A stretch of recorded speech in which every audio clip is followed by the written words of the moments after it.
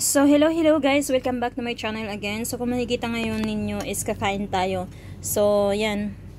Tutong na yung kanin. Tutong na siya kasi kahapon pa yan. So, paborito ko rin yung tutong-tutong medyo na kanin. So, eto, may sinigang tayo dito na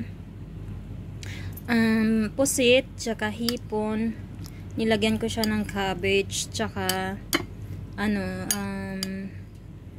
talong. So, yan.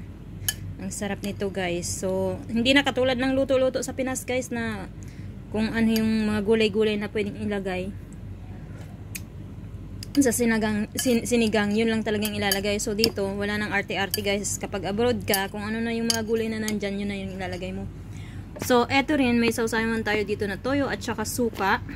At dito naman, bumili nga pala ako, guys, sa Kabayan Market ng sausage na chicken. Nasa 1 KD ruba yata ang 8 piraso, hindi ko alam. Tsaka ito rin yung karne. So mapaparami yung kain natin, guys. At tsaka may barbican tayo dito. Yung barbican nga pala, guys, is dito sa Kuwait para siyang, alam mo yun, yung lasa niya para siyang beer. Pero 0% alcohol siya. Barbican. Yan.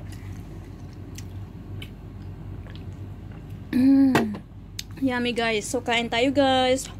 Nakatry na rin ba kayong kumain ng kanin na tutong? Sarap siya, guys. Lalo kapag may sabaw na mainit pa. Yan na. Mausok-usok pa yan, guys. Yan.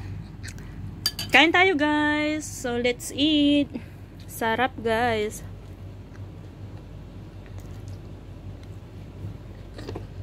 Sarap. So, yan, barbican.